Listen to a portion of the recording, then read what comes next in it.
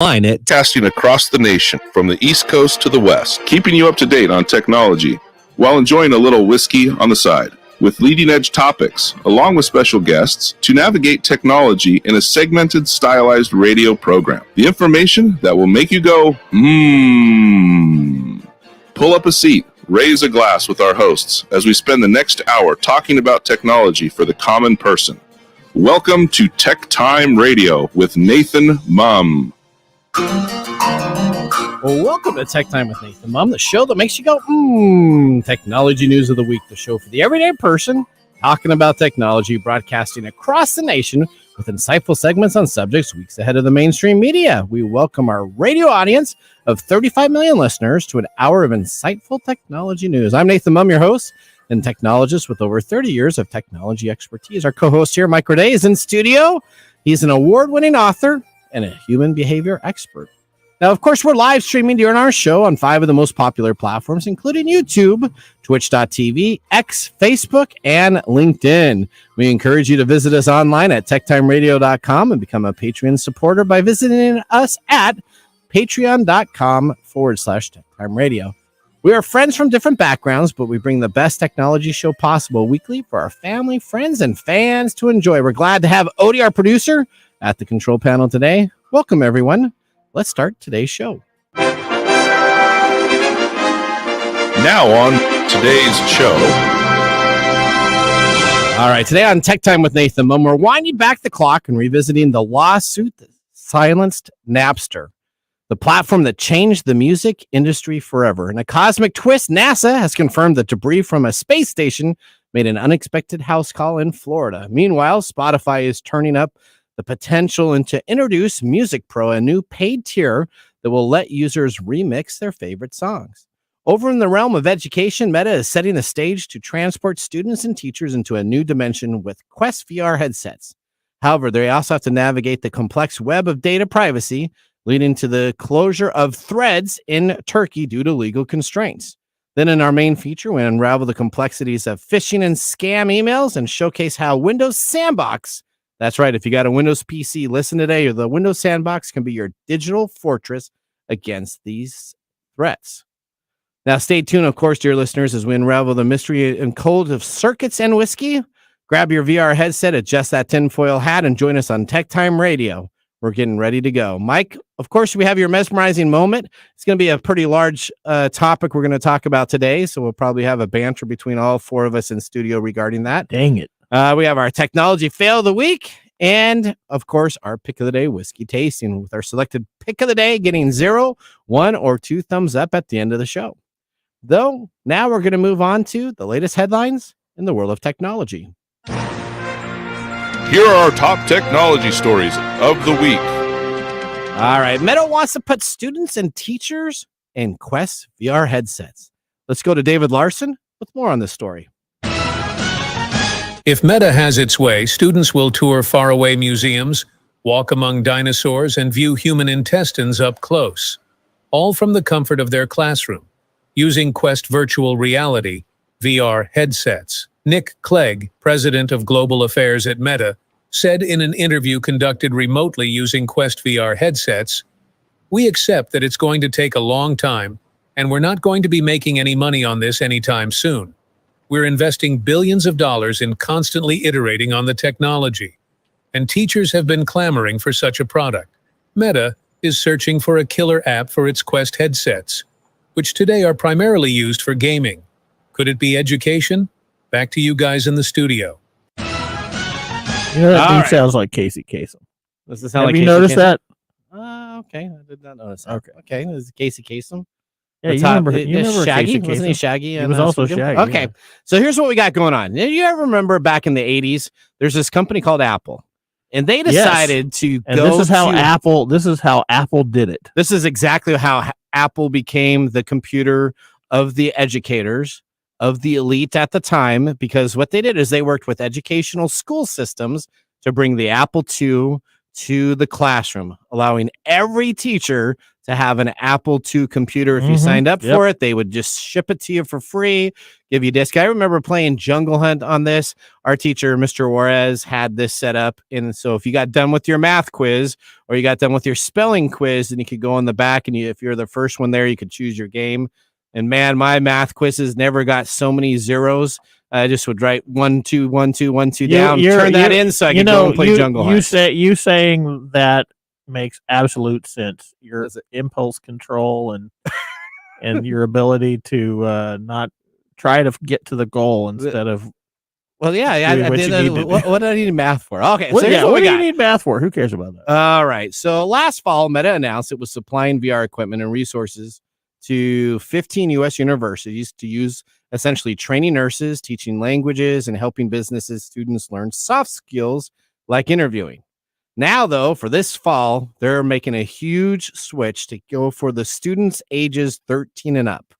They are essentially engrossing education apps and the teachers with not only a free Quest device for the teacher, but one for the classrooms. Now, you're going to give a free Quest device to a teacher and one to be used in the classroom itself. Now, the problem with this, though, is essentially these things have to be sanitized because they're a whole immersive VR set. Yeah. They also break quite easily. So it's not like a computer that's sitting on a desk. You're going to have this. You have your 2 control panels that you have for your hands to simulate your hand punching and grabbing and everything else. You're you have supposed this to be punching anybody. Well, you do punching. This is for educational purposes. Okay, I'm sure, but working out. There you go. Lifting weights or whatever they're going to have you do.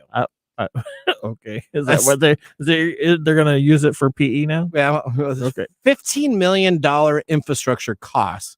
$15 million to get these in the hands of teachers and students for this upcoming fall. Do you think this is going to work, or do you think this is something this is one of the uses of VR that I support. This is something that I think is cool. If immersing a student in like being able to take a trip to the Louvre just by using a VR headset, okay, that would be awesome.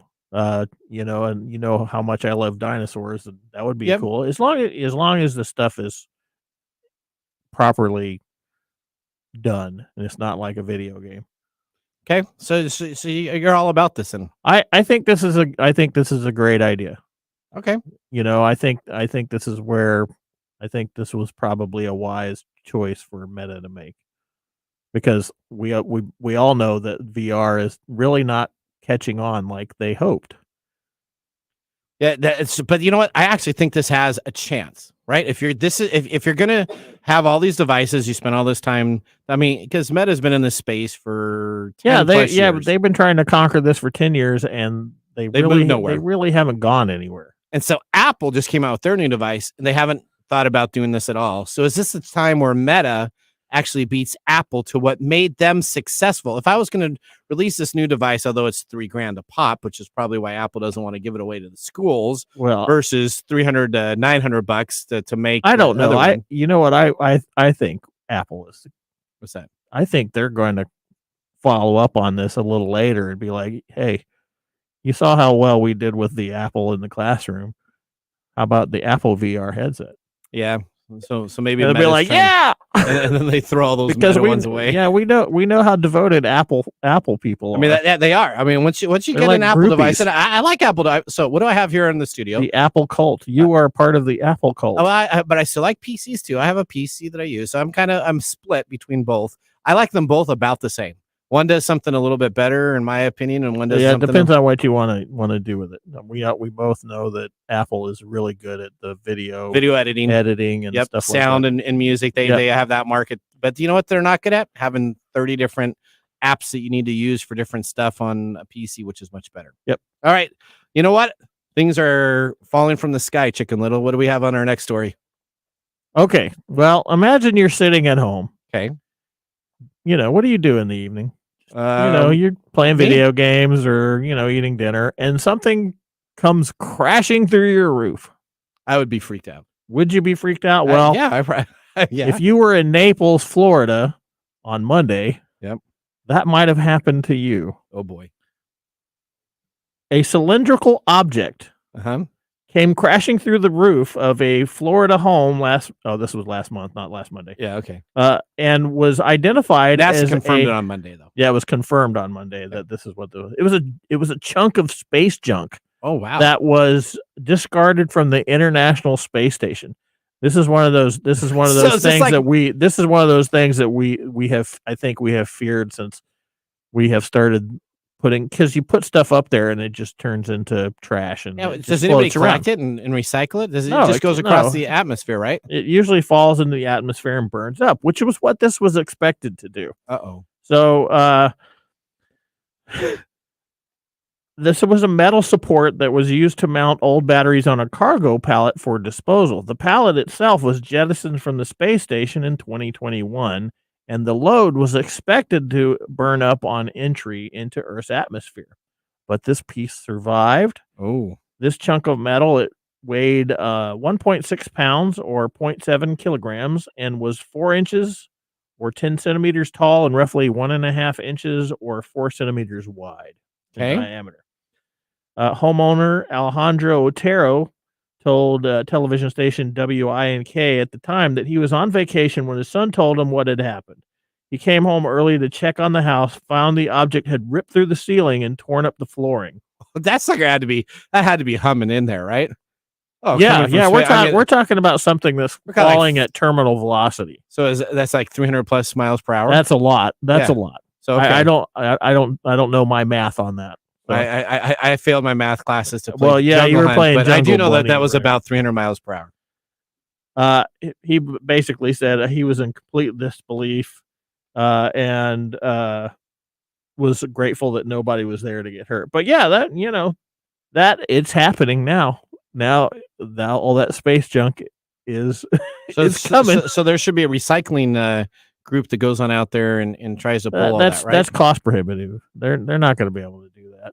Okay. I mean, it's eventually going to, especially with all the Starlink satellites and everything, it's going to be so cluttered, but there's going to look like what's that show? WALL-E. You ever watch that movie, WALL-E? WALL-E, yep. And how bad that was? Thank you for the reference. Yep. WALL-E is my favorite human behavior reference. Is it? Yeah. Okay. Yeah, because it has one of the best future predictions of how humans are. All right. Okay. Well, that's a great story. Now, let me just tell you, everybody, if you're trying to watch our Facebook feed, maybe Meta got mad with us on our first story, and they're definitely going to get mad at us at our fourth story. So our stream is not streaming on Meta right now. So make sure you go to YouTube to find on Facebook. I'm sure it'll be back there tomorrow. Why, Mark? Why? Well, I don't know. Just saying the facts, buddy. I know that there were some configuration issues, so I'm sure it'll work next week. So join us over on YouTube there, Facebook people. Like all right, let's go to story number 3. You've been having a whole bunch of problems with these guys. Facebook is my number one enemy. Nightmare. Yep. Oh, okay. Odie. Yeah. It's TikTok. blue. It's blue. Thank you, Nathan. No, not a problem. TikTok is rolling out a new feature for anybody that wants to be a wannabe music editor, essentially. Okay. Yeah, so they're partnering with Spotify, and it's going to be a paid tier, which kind of sucks, but nothing's free in this world. Nothing's free anymore unless you give away your data. Yeah, a lot of things free as long as you're giving away your data. Yeah, and essentially it lets users speed up, slow down, mash up, and edit songs in the app. Is it on the fly or is it pre-done and you have to reload it? It's on the fly. Okay. Is this something cool like a that you DJ would do? kit that you'd have built which into is really interesting because DJs in themselves, a lot of people are now, I've seen, or I know that's catered towards me because it's my For You page, but a lot of people that I've seen are buying little mini mixers and creating the most horrendous mashups, like SpongeBob with Soldier Boy. Okay. And I find that entertaining, so I'm glad to see that that's becoming a thing on TikTok. Are you a big Spotify user? Yes. Okay. I like Spotify too. Are you a TikTok user? Yes. Yeah. Oh, okay. So but TikTok is on the forefront TikTok of music DJ. right now. It is. I work in the radio station. You work at a studio. I listen to the music on all of our stations, and a lot of them are coming from TikTok isn't first. TikTok like in everybody's face all the time anyway. Right. Yeah, well, it's the But number one but social media app now. Nowadays, the music is coming from TikTok and then it's trending on the station when it used to be the reverse. You used to get it on the station first, and if it was really popular, somebody put it. But yeah, so new artists are coming out and they're released right to TikTok. Sometimes to Reels also, so it's not that they're skipping the Meta platform, but it's going right out there, so you can listen to it live first, and then you can get the replay on the radio station. And a very common thing is that a song will come out, the original song will come out on TikTok, and then let's say a month or so later, this is just all hypothetical, a remix of that will come out, but it's really just the song either sped up or slowed down.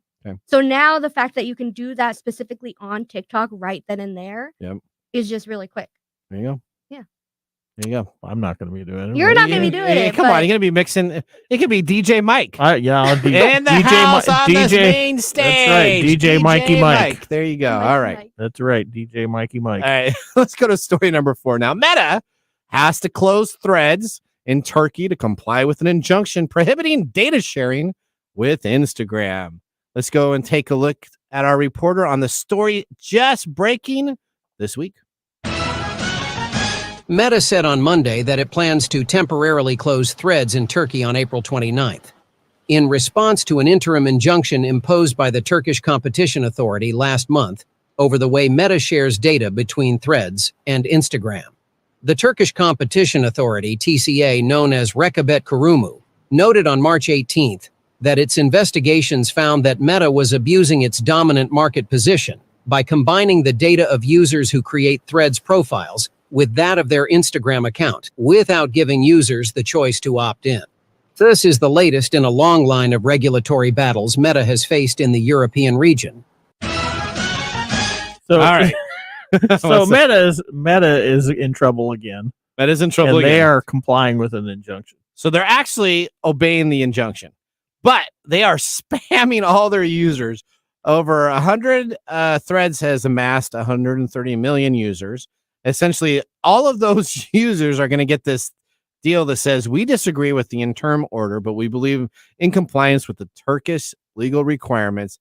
But we are, of course, are going to appeal, Meta wrote in a blog post. The TCA's interim order leaves us with no choice but to temporarily shut down Threads in Turkey. Yeah, temporarily. That's the key word right there. There, you're going to receive the buildup happens on April 29th. And users in Threads, if you want to piss off your users, this is how you do it. They're going to receive daily emails reminding them that Thread is going to be disabled in Turkey. Now, I get these. I have a DirecTV system, and every once in a while, they'll go through a station combative issue where the local station wants to get paid more money for DirecTV to sell them.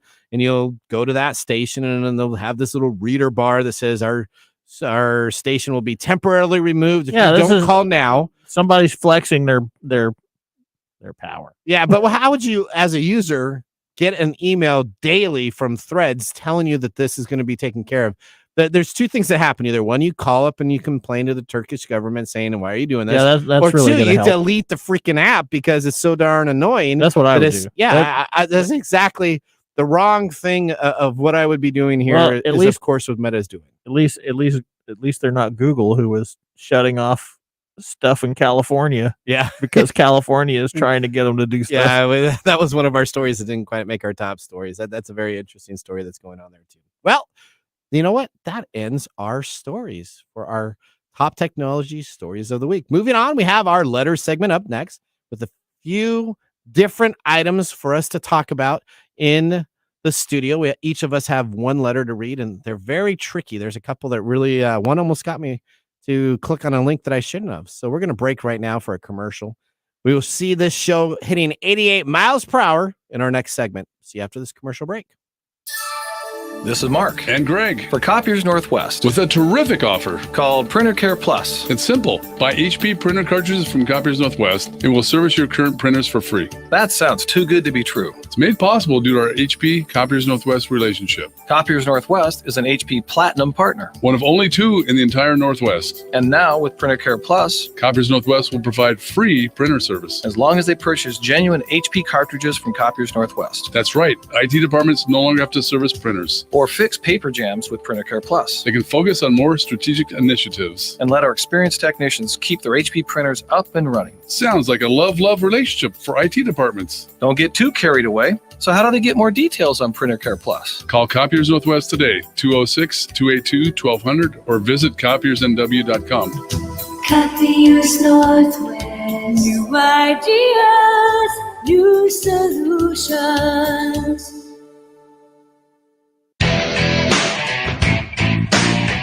Well, welcome back to Tech Time with Nathan Mumm. Our weekly show covers the top technology subjects without any political agenda. We verify the facts, and we do it with a sense of humor in less than 60 minutes. And, of course, with a little whiskey on the side. Today, Mark Gregoire, a whiskey connoisseur, is back in the studio. So what has Mark chosen for us today? Today, you are drinking Hirsch, the Single Barrel Double Oak. Now, from Hirsch's website, this is Hirsch's the Single Barrel Double Oak. It is aged 8 years in New American Oak Barrel with a char number 4 and finished in a custom char number 1. New American Oak Barrel for 1 year. Only 30 barrels are available in the second Hirsch, the Single Barrel Double Oak release. This bourbon is maple sweet on the nose with layers of caramel, fig, and tobacco, all held together by a soft oak presence. On the palate, you get leather, baking spice, vanilla, and caramel. Now, this is from the Holtling and Company. It's an unknown distillery in Bardstown, Kentucky. It's straight bourbon, aged 9 years, 112 proof. The mash bill is 72% corn, 13% rye, 15 malted barley. The price is $150, but it is a little bit in short supply, so we're seeing the secondary being around $220. Ooh, $220. Yeah, this isn't going to be on your shelf. No, well, you know what? It'll be on Mark's shelf, and I'm just going to go over and visit Mark all the time so I can have sips of it. What was your first taste in it? What did you think? So far, it's not bad. I liked it. I thought it was actually a smooth. I always wait for that first bite to be there, and that was not bite at all. Most of the time, my first sips aren't really that awesome, and after it's sat around for a little bit, they just get better. What proof is this again? 112. 112. You know what's bad about this? I did not feel, because like last week's, was that 119 last week or 119? Well, I got the bottle right here because I'm taking it back. Okay, you're taking it back. 116. 116. So that actually, I really felt like a wow. That was a well, that had rye in it. So yeah, that was brutal last week. It was brutal. But you liked it at the end. I liked it. You liked it at the end. That was the Collie Kaylee one, right? What do you think? Oh, Kale. What do you think of this? Oh, I haven't tried it yet. You haven't tried it yet? Yeah. Well, we just had our It's going to take a couple sips to I know, that's what he told me, so now I'm kind of like... Well, there's a couple things. Number one, this is everybody's first sip of whiskey for the day, so it always takes a while for your palate to warm up as such. And then especially if you have not had anything to eat just before it. Which is me. Your juices really are not flowing, and it's a hard sip otherwise. Yeah, let me tell you, it was. Okay. All right. Well, I can tell you that I was pretty fond of it. Is there anything else that we have to look forward to in our mumble? Oh, of course. Okay. Of course. So stay tuned, and don't forget to like and subscribe. There you go. And put those comments in there about the whiskey, and especially about a whiskey you would like us to review. There you go. Whiskey. That way Mark can buy it, and then I can sip it, and it can go back on a shelf. Mark's got a pretty high. He's got like 3 different tiers of shelving at his place. So yeah, I know. The high tier stuff and the middle tier stuff. Well, it's pretty bottles and open bottles. And then when Nathan comes over, Nathan bottles, the cheap stuff. Yeah. All right, there you go. All right. Well, with our first whiskey tasting completed, let's move on to our feature segment today. We bring back the funny yet informative reading of emails that I received during the week. This includes scam, phishing emails, and all-out mistruths disguised as legitimate emails in the segment we call Letters. Letters, we get letters. We get back of letters. Oh, letters, we get letters. And the letters all have All right, before we kick off letters, this is where I'm going to start. We're going to talk about a device called the Windows Sandbox, okay? The Windows Sandbox, and Mike, feel free to do this on your machine as we go here. Now, essentially, all of us probably don't have a spare computer that they have on a specific network that is tied in so they can load an illegal software and spam software and different devices that they format at a constant rate every month or so. So essentially what happens if you don't have a Nathan setup, you can essentially create a setup here where your computer can become a sandbox. And what that means is essentially this is a place where you can test links. This is a place where you can test loading software. And essentially, it creates an instance of a virtual machine, which means it's not your real machine. You can test it, make sure it's safe. And then when you close it, it essentially erases everything that you just did into an environment. So you don't have to worry about your main machine getting hacked or taken care of or compromised. And all of this is available for anybody that has a Windows 10 or a Windows 11 PC. Here's kind of a Nathan Nugget and a letter segment we're going to be talking about. Now, the first thing you need to do is go to your search bar and you want to type in Windows Sandbox and see if Windows Sandbox is preloaded on your computer or not. If you have a Windows 11 PC that you've upgraded to, some of them by default actually enable the Windows Sandbox. Some people do not enable the Windows Sandbox. So if you type in your search bar, just Windows Sandbox, and nothing comes on up for your application, then what we're going to do is we're going to help you install it right now. So the first thing, if that does not happen, so everybody's hopefully going to their start bar and they're typing in Windows Sandbox. If they do not see anything, here's what I need you to do instead. Go into your start bar and type in the word Windows Features.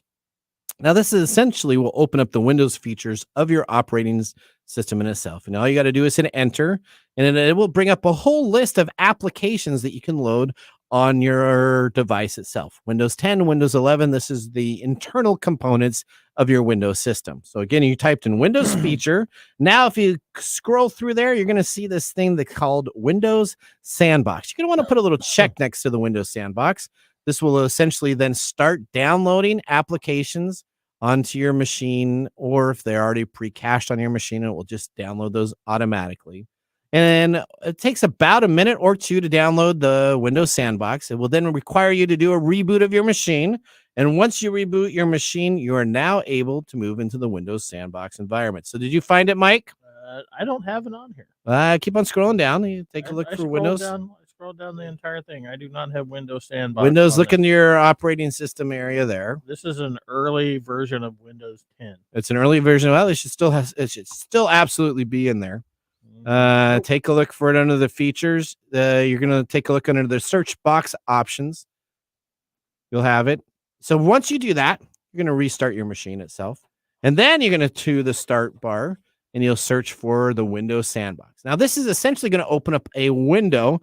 Mark has it on his machine over here in the corner. And essentially it opens up a window that looks just like your standard Windows PC, except for it's a window that has a start bar, it has a browser, and defaults to the Edge browser. So if you want to load Chrome on there, you're going to have to load Chrome, but don't close the window, because once you close the window, it essentially erases everything. But this is a place where you can test URLs, you can test phishing URLs, and instead of having a separate machine in itself, the Windows Sandbox keeps your environment safe.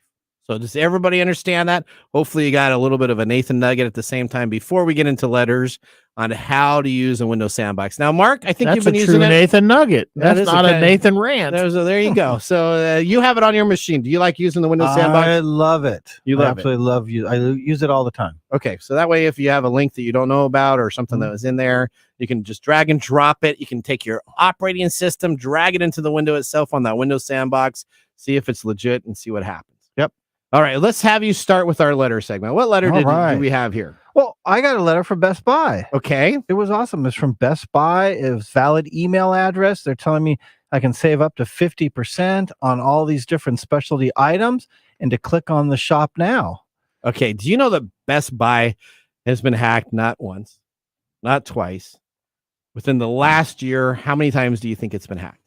3 times a lady? That's correct. 3 times. So essentially this email comes to me, and this is a spoofed email. It absolutely looks like it comes from Best Buy. And take a look at the front of it. It's got like my account information in there. Yeah. It says shop now, save up to 50% off. And I am a very frugal individual. Some people call it another thing, but I call myself frugal. That's but when you hit click euphemism. That's right. When you How about click the that, shop now, it does not go to the website to shop. It does correct? not. So all of a sudden it came up and it started asking me for my username and password. I'm like, well, shop now. Shouldn't it open up the page itself? Go and take a look at what's available in Best Buy. That would be my expectation. And 50% off, there should be some great things available. So I thought I made a mistake. So I clicked on the link again and it asked for my username and password. Now I typed in my actual username and password. And it did not work on the second time. And I said, uh-oh, I may be in trouble. It all looked legit. Everything was there. So I immediately then went to bestbuy.com, logged into my account, immediately changed the password. Now, I have a stored credit card on my Best Buy account, and I just gave them the credentials with my username and my password. I had also given them my extra bonus points that you get for buying stuff that was available there. Now, I realized that it was a fake after it didn't go and click on the link to more items to buy. And after I typed in the password for the second time. So it got me. So, I mean, it got me, but I was quick reacting, went in and changed my username and password, and no one had time to go in and I got two lessons from this one. Number one, don't use the same password for every site, because even if you had changed the Best Buy, if you use that for a lot of other sites, they'll try that on your Gmail and they'll try logging in everywhere else to get stuff. So it's good to have unique passwords. And number two, that this was a real email address. It really came from Best Buy. They just hijacked that account. Yes. So even if it comes from a valid email address, you still have to be careful. You got to be careful. Go and click on the site itself. So it was really good. It would have got me. It took advantage of you not paying attention. Yeah, well, it also took advantage of Best Buy security, which Geek Squad should be all on top of this. So get in charge of your security and make sure nobody's hacking. We have learned, the one thing that I have learned on this show is that nobody's safe. That is correct. All right. So I got an email here from hello@mailprotector.com. Now, I didn't look at Mail Protector really well. So the O has a little two ellipses above the O. So that means it's not really mailprotector.com. It's mail PR special O protector.com. And it says, let's face it, email is broken. What does that mean? Threats like phishing and impersonations are the aspects of the problem. But now, why is email broken?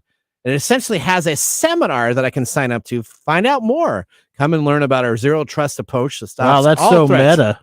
So this is really good. It says, see for yourself, Friday, April 12th at 11 a.m. Eastern. So I could sign up and learn more from Mail Protector, which Mail Protector is a company that does protect your email. And when you click on this link, it essentially asks you for your username. It asks you for your email. So it wants you to create an account to attend this event on Friday, April 12th. Why is it doing that? Because it wants to know if I use a password repeatedly on a different site. So when I create this account on a fake site in itself, they will now have a username for me. They'll now have a password, and they can go and hit all my social media accounts with this password I just put in there, because most people reuse their passwords on each of their logins. So another very tricky email, and I did not get caught on this one. I think the message here is don't ever do anything that your email inbox has. Okay. Don't do anything. No, just leave your emails alone, and don't even. If it's really important, they'll mail you a real letter. If it's your boss, he'll eventually call you and yell at you. Okay. But I wouldn't. Okay. Don't use your email anymore. Okay. All right. So what do you have over there? Well, I have two letters in my hand. Two letters. Okay. I will read the body of the letter. Okay. And then I will tell you what happened. All right. Hi. I came across your website and noticed a few errors that could be easily fixed and may be harming your rankings in Google. I get these. Okay. I would like to send you a quick video highlighting these and offering some tips for improvement. It's completely obligation free and you should get some value from it. Are you the right person to send this to? If so, I can send it to you sometime this week. Regards. Okay. Now, these two letters say exactly the same thing. Oh, there's two letters with exactly the same thing. It must be from the same person then. No, one is from Oliver and one is from Randy. Oh, they must be from the same company though. Oliver is from onlinereport.co. Okay. And Randy is from randy@flashaudit.co. How's that possible? They have exactly the same email? It's exactly the same thing. So maybe Randy just decided to send it to his buddy, and his buddy cut and paste to help out Randy? Who knows, man? Or this is a scam. It was a scam from a factory? One was sent on April the 9th, and the second one was sent on April the 15th. And almost everything exactly the same except for the subject line on one that says free video audit, and it doesn't have the same, but to recipients is the exact same thing. Okay. But it's completely the same. So you got two people sending you the same email from two different company quote unquote accounts. Have you seen the movie Beekeeper? Yes, I really like that movie. You really like that movie? Yes. So everybody should watch The Beekeeper that came out. I was Jason completely Stamos. on board with what Jason Statham did Or to Statham, that's what it was. Statham. I was completely on board with how he handled that particular problem. Now, it kind of glamorizes really the hacking environment of people. So, but a lot of those aspects of how those hacking situations work, it's very much like a kind of a showcase, very much glitzy and glamour and lots of different stuff. That's how the car business is. Yeah. The car business is almost exactly the same as some of that stuff that they were talking smack about on that show. Yeah. Yeah. It's very much the same type of deal. All right. Last but not least, I think Odie has a letter to read to us too. Yeah, mine's from SV Media Virtual Conferences. Okay. And it has a .com, so I don't think it's that crazy. The Okay. subject says, learn from expert-led sessions how to rectify common security oversights. And then it basically goes off about software licenses that could be used on the cloud and how it's great to be moving to the cloud. And it says something at the bottom, a little button, view agenda. Okay. What happens when you click on So it? when you clicked on the view agenda, it came up with a list of an agenda that was there. And then it says to find out. So actually is legitimate to a point. Comes from a .com. Somebody purchased a .com that is in there. But then all of a sudden, if you want to learn more about the agenda and the speakers that are going to be speaking at this event, they come with PDFs. Now, when the PDF comes on up, immediately it opens up another redirect. So it doesn't open up the PDF, and it has anything from porn to video game sales to illicit drugs. In the PDF? Well, No, the link PDF. does- Oh, The along with PDF the- is a command that opens up another. That's link. I correct. see. That is correct. So essentially, it looks all legit. It's really there. And so if you actually do research on that company actually exists out there.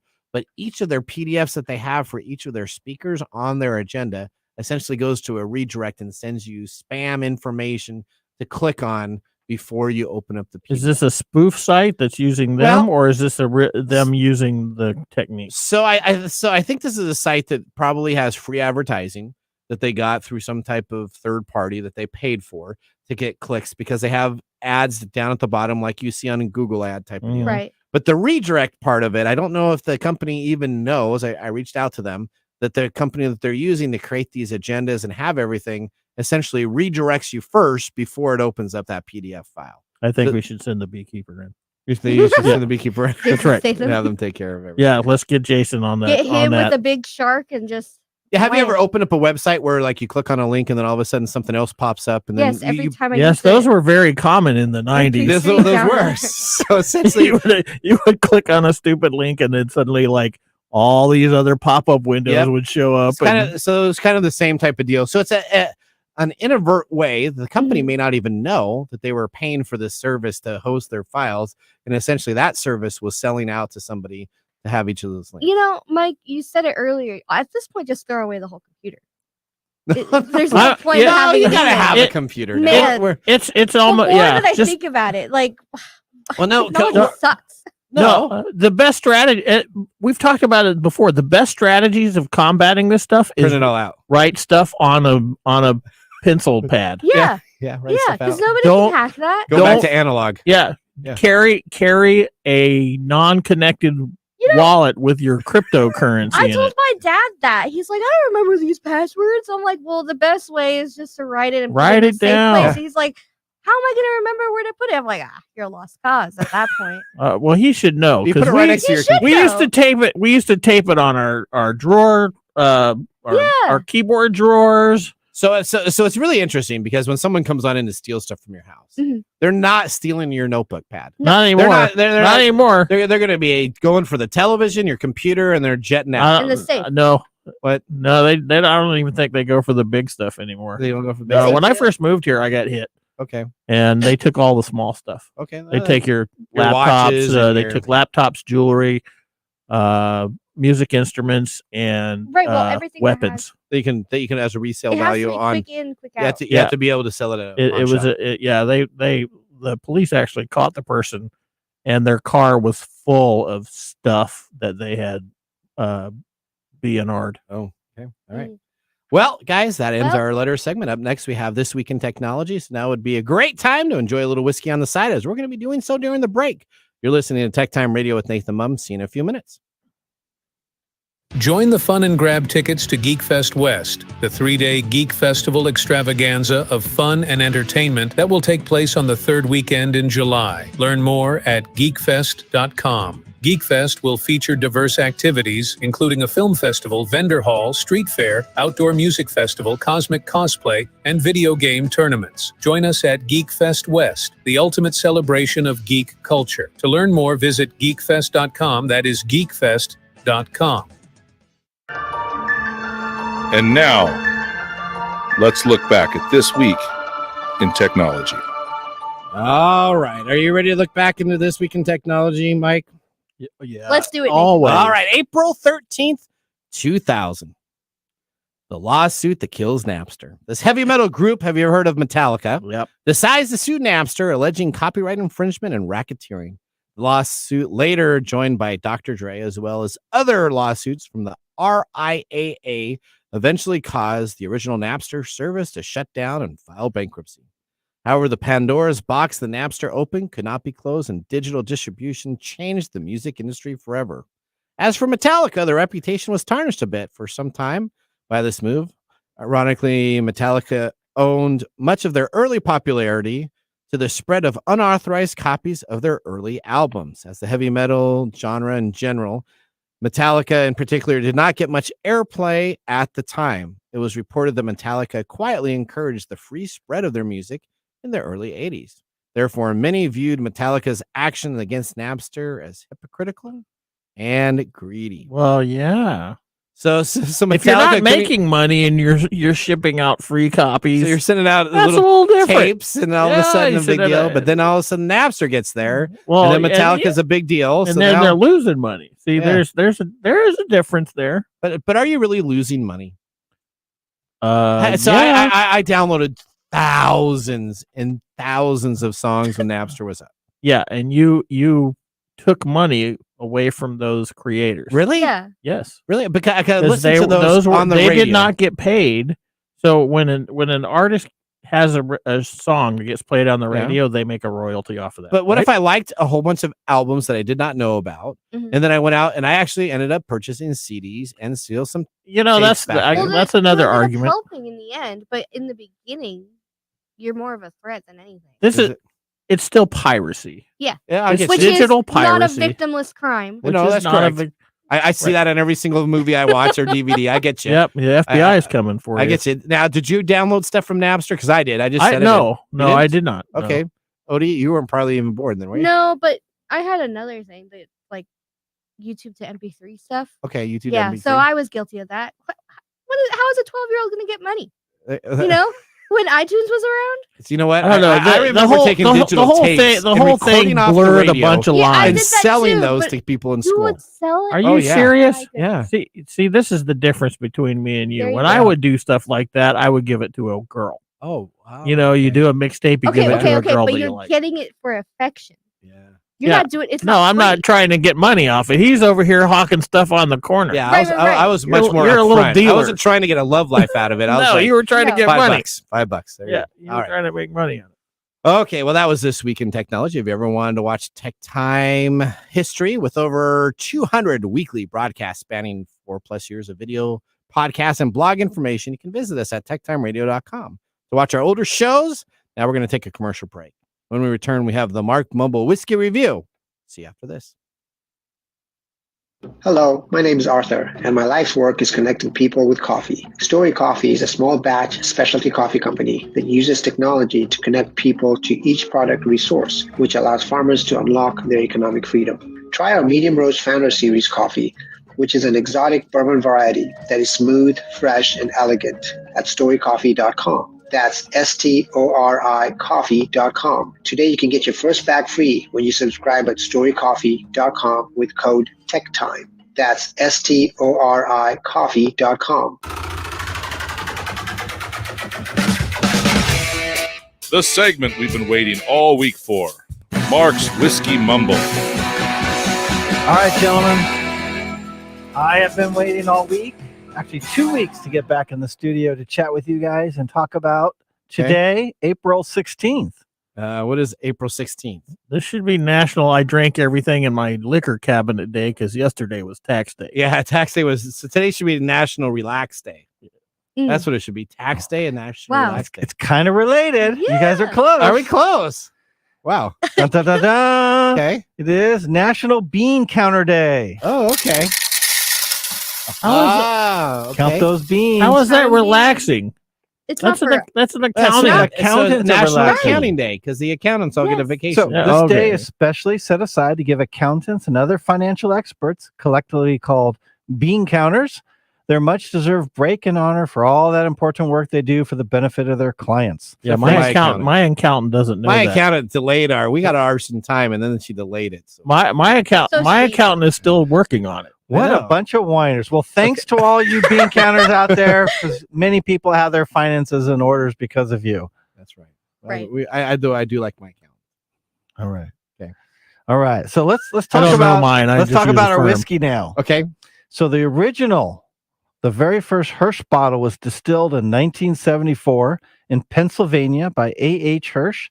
He was an investment banker, aka He was a a bean bean counter. I like that. Now that's a clutch tie in there. Good Thank job. you, Nathan. Now, all right, Odie, He thank Worked you. on phonics. Now, the current brand is loosely part of the lineage that traces itself back to this bottle, which was once considered the best American whiskey ever produced. Okay. Now, A.H. Hirsch Reserve 16-year-old was the centerpiece of Chuck Cowley's book, The Best Bourbon You'll Never Taste. Now, we have not had 2 thumbs up from our host for a month. Ooh. I hope this whiskey changes that. I was told by my friend Lee to grab this bottle. At the time, I did not realize it was double oak, which I usually do not care for at all. Okay. I finally cracked this open, and much to my surprise, I find this a phenomenal whiskey. Okay. One of my favorites of the year so far. For those in the know, this is said to be the same juice as a coveted Willet Purple Top for a fraction of the cost. Ooh. Okay. I'm liking it, but I liked it. Are from the you beginning. sure? Yeah, no, I liked it from the beginning. I said I liked it. Are you liking it? I still, the jury's still out. It's not bad, but it hasn't done anything yet that makes me want to. Yeah, I've been wrong. It's not a thumb. lately. It's not a thumbs up, thumbs down yet. Okay. You know? I thought this was a for sure thumbs up for Mike and a maybe for Nathan. Oh no, I'm liking it a lot though. Because it's very wood forward, and Mike has really liked the wood lately. All right. Yeah. And it's been a little tannic for Nathan when it gets too much wood. So All right. I don't know. We'll You know see. Whiskey and technology, a perfect pairing. Just like olive oil and red wine vinegar on a salad. That's a good one. There you go. Put a little garlic in there. Yeah, you let's did, you get had ready. the AI come up with that one, didn't you? You No, didn't do that I on did your that own. myself. Let's get ready for our technology fail of the week, brought to you by Elite Executive Services. We are out of time. Congratulations. You're a failure. Oh, I failed. Did I? yes. Did I? Yes. Did I? Yes. All right, our technology fail. AT&T customers get 6.3 million in data throttling refunds. AT&T throttled their data. Now, the FTC essentially already awarded the current AT&T wireless customers, but as a part of the ongoing lawsuit and settlement, those that used to be AT&T individuals, essentially from 2020 before, are now available to get 52, what is that? 52000. You have to do math. 52,000. Sorry. $52,000 that are available out of the that's 52 million. 52 million. Sorry, 52 million out of the $60 million settlement. Essentially, if you are a former AT&T customer, you can go online to the FTC and submit for a refund and get a valid claim to receive your funds. They come in PayPal payments or a check that will be sent in 90 to 30 days, respectively. So it's 52 million divided by 267,000. So there's plenty of money available. Yep, for former employees. All right, now let's move to Mike's mesmerizing moment. This is Mike's mesmerizing moment, presented by Story Coffee. Visit storycoffee.com. I know this is going to take us all the way up to our pick of the day. So here's what we got, Mike. 23andMe is facing financial difficulties with its valuation crashing 98% from its peak and the NASDAQ threatening to delist its sub-$1 stock. The company has never made a profit and is burning cash so quickly that it's going to run out by 2025. We talked about their compromise also. Once valued at $6 billion, 23andMe now faces multiple class action lawsuits and a possible stock delisting. Now, what's going to happen to this company is what our conversation turned to last night during our prep show. Yeah, what's the question? Companies are going out of business and filing for bankruptcy. When a company files for bankruptcy, most of the time they get sold for pennies on the dollar. People will leave the company. And there is now a whole group of people that are going on into these companies, taking their PCs, taking their data. And since they don't have any agreement on the user data, 23andMe has a user data agreement. Yeah, pose people this are like you buying posed the it data to me. and then importing it, and you are losing all of your confidentiality that you signed with the company. You didn't mention that the fact that they are considering selling the data so that they can get out of bankruptcy. So there's a bunch of companies on the market that are facing bankruptcy right now. So if they were to sell that data and compromise what they had for their user agreements, they could stay in business. And companies are having a moral dilemma on, do they break the user agreements that they have out there so they can stay in business, or do they suffer without selling that data and go bankrupt? Yeah, my problem, this is the crux of the problem, is a moral dilemma. If they have a user agreement that says they're not going to sell their data, they can't sell their data. Okay, so what happens if the company goes bankrupt? That is another problem that comes up. So you're saying the way you posed this last night is if they do this and sell the data to save the company is saved, but the data is not. Correct. If they do not save the company by selling the data is still lost. So either way, it's a lose-lose situation for the consumer.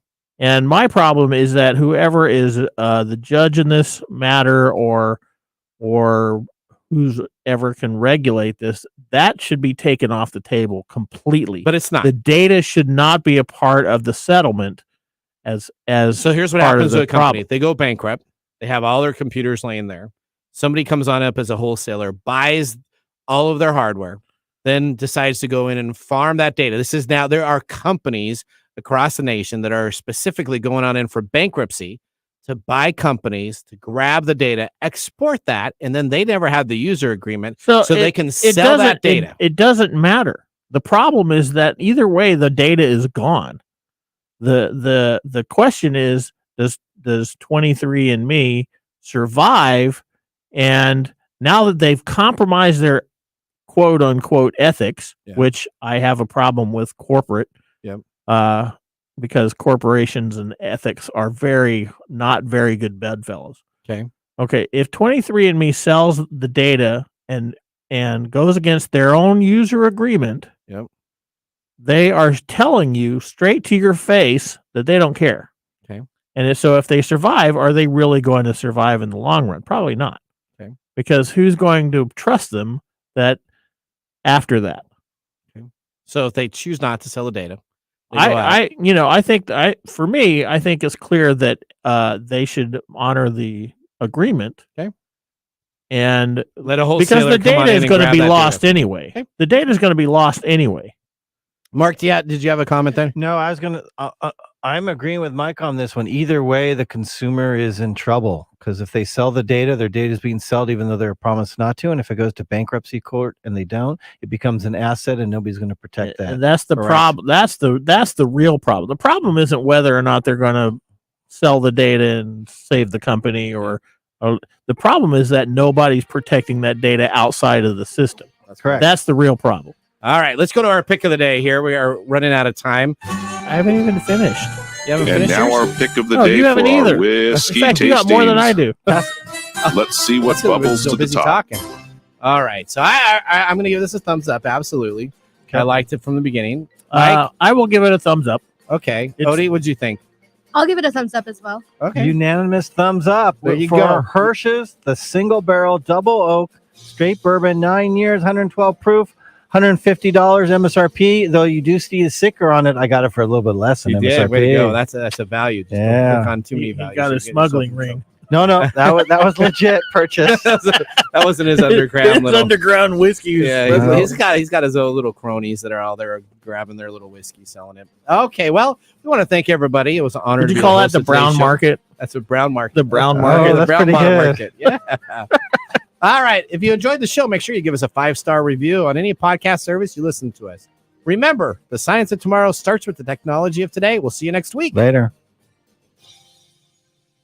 Bye-bye. Thanks for joining us on TechTime Radio. We hope that you had a chance to have that moment today in technology. The fun doesn't stop there. We recommend that you go to techtimeradio.com and join our fan list for the most important aspect of staying connected and winning some really great monthly prizes.